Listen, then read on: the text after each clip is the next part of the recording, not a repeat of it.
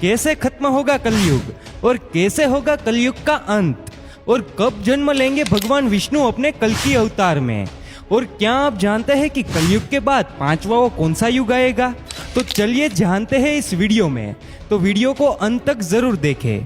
हिंदू धर्म के पौराणिक ग्रंथ में 4 युग का जिक्र किया गया है, सतयुग, त्रेतायुग, द्वापर और कलयुग। इसमें से क्या आप जानते हैं सबसे श्रापित यानी कि सबसे खराब युग कौन सा है, और ये युग में कैसी कैसी आफत का सामना करना पड़ेगा? अगर नहीं तो आज के वीडियो में अंत तक जुड़े रहे।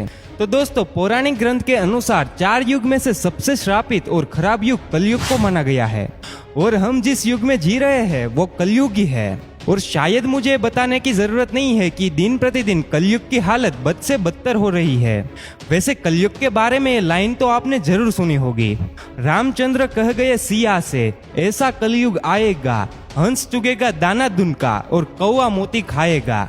दोस्तों, कौवा मोती खाएगा या नहीं ये तो आने वाला वक्त ही बताएगा, लेकिन कलयुग के बारे में ऐसा बहुत कुछ है जिसका जिक्र हमारे पौराणिक ग्रंथों में किया गया है, और यकीनन इसे जानने के बाद आप भी कलयुग को श्रापित युग मानने लगेंगे। दोस्तों, क्या है कलयुग की पूरी सच्चाई हम आपको बताएं उससे पहले आइए बाकी के 3 युगों के बारे में जान लिया जाए।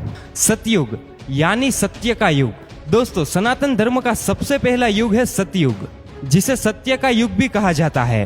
पुराणों में सतयुग की कालाविधि 17,28,000 साल बताई है। सतयुग में प्रतीकात्मक रूप से 4 स्तंभ थे, तप, सत्य, शुद्धि और दया। आप इन्हें धर्म के 4 पैर भी कह सकते हैं। इस समय इंसानों की लंबाई 32 फीट हुआ करती थी, यानी जरा सोच के देखिए कि उस समय का इंसान लगभग 21 हाथ जितना लंबा होता था। सतयुग में इंसानों की आयु भी काफी ज्यादा हुआ करती थी। उस समय का इंसान 10,000 वर्ष से 1,00,000 वर्ष तक जीवित रहता था। सतयुग में धरती पर पाप की मात्रा 0 होती थी, यानी पाप क्या है वो सतयुग के लोगों को पता तक नहीं था। उस समय के लोगों में पुण्य सबसे अधिक हुआ करता था, यानी कि सतयुग में जितने भी लोग थे सब के सब पुण्यात्मक थे। राजा हरिश्चंद्र की कहानी तो आप सबने सुनी ही होगी, जो अपने पूरे जीवन काल में सदा सत्य के मार्ग पर ही चले थे। यहाँ तक कि सत्य के लिए उन्होंने अपना और अपने परिवार का बलिदान भी दे दिया था। राजा हरिश्चंद्र भी सतयुग के समय ही हुए थे। त्रेता युग या फिर रजत युग। दोस्तों, सनातन धर्म का दूसरा युग त्रेता युग को कहा जाता है। इस युग की कालाविधि 12,96,000 थी। इस युग को रजत युग और बहुत से लोग सिल्वर एज के नाम से भी जानते हैं।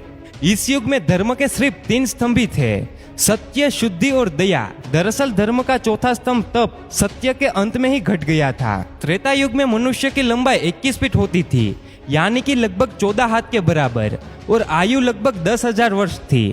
त्रेता युग तक समाज वर्णों में विभक्त हो गया था।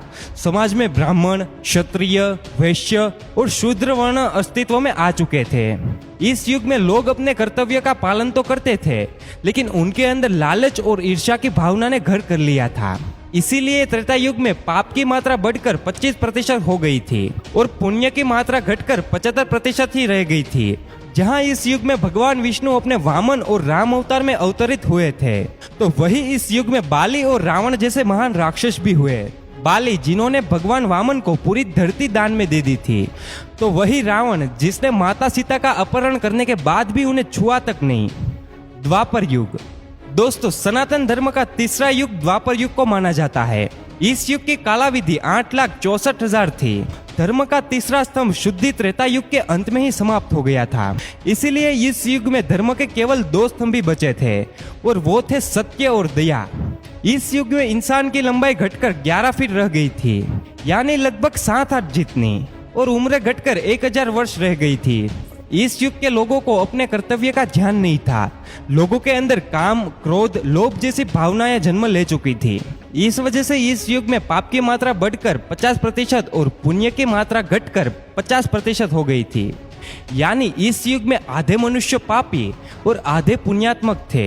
हालांकि द्वापर युग में ही इतिहास का सबसे बड़ा महायुद्ध महाभारत हुआ था, जिसमें एक स्त्री को भरे समाज में लज्जित किया गया था। धर्म को बढ़ता देखकर इस युग में भगवान विष्णु अपने श्री कृष्ण अवतार में अवतरित हुए थे और धर्म की स्थापना के लिए महाभारत के महायुद्ध में पांडवों का साथ दिया था।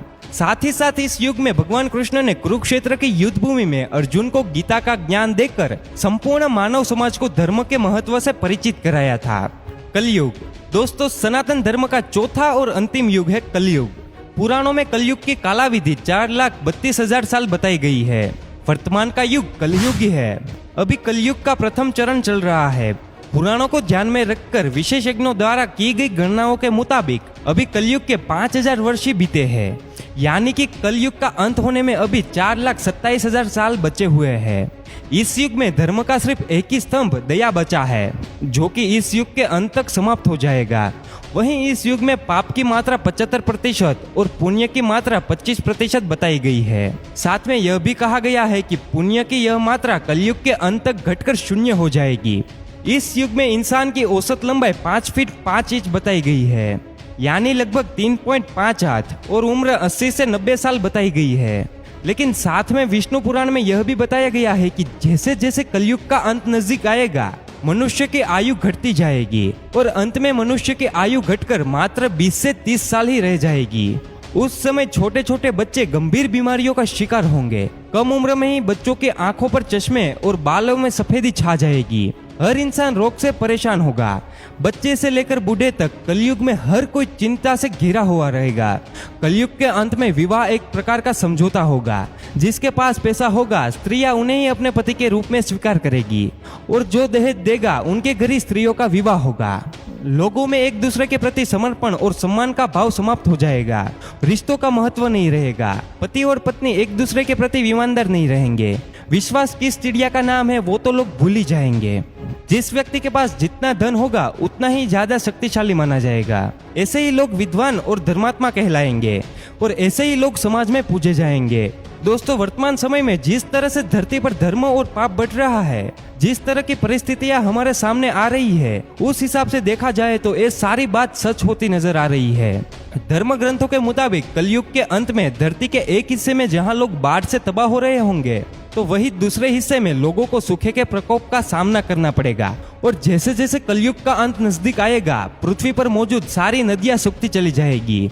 और जैसा कि आप सभी देख ही रहे हैं, इस कलयुग में पद्मा और सरस्वती नदी का विलुप्त तो पहले से ही हो चुका है। अब एकमात्र सिर्फ गंगा बची है। ये भी कलयुग के अंत तक विलुप्त हो जाएगी, जिसके बाद पानी की कमी की वजह से धरती फटने लगेगी। और एक समय ऐसा भी आएगा कि जब लोग पानी की एक एक बूंद के लिए तरस कर अपने प्राण भी त्याग लेंगे। उस समय धरती पर चारों ओर सिर्फ अधर्म का बोलबाला होगा। लोगों के हृदय से दया भाव समाप्त हो गया होगा। लोग सिर्फ अपने बारे में ही सोचेंगे और खाने के एक एक दाने के लिए अपनों का खून बहाने से भी नहीं कतराएंगे। कलयुग में पाप की सीमा पार हो जाएगी। लोगों के हृदय में धर्म का स्थान अधर्म लेगा। तब धरती पर दुष्टों का संहार करने के लिए भगवान विष्णु अपने कल्कि अवतार में अवतरित होंगे। भगवान विष्णु का एक कल्कि अवतार 64 कलाओं से युक्त होगा। उस वक्त वे सफेद घोड़े पर सवार होकर संसार से पापियों का विनाश करेंगे। उनके एक हाथ में तलवार होगी तो वहीं दूसरे हाथ में तीर कमान होगा। धर्म ग्रंथों के मुताबिक जिस तरह से त्रेता युग में भगवान श्री कृष्ण के वैकुंठ लौट जाने के बाद द्वापर युग की शुरुआत हुई थी, ऐसा माना जाता है कि जब कलयुग में भगवान कल्कि पापियों का संहार करके वैकुंठ लौटेंगे, तब धरती पर भयंकर प्रलय आएगा, जीवन समाप्त हो जाएगा। तब एक बार फिर से एक नए युग की शुरुआत होगी, जो कि सतयुग होगा। दोस्तों, ये थी कलयुग की असली सच्चाई। क्या आपको इसके बारे में पहले से ही पता था? अपना जवाब हमें कमेंट्स में जरूर बताइए। और वीडियो अच्छा लगा हो तो वीडियो को लाइक करिएगा, और जितना हो सके उतना वीडियो को शेयर करिए।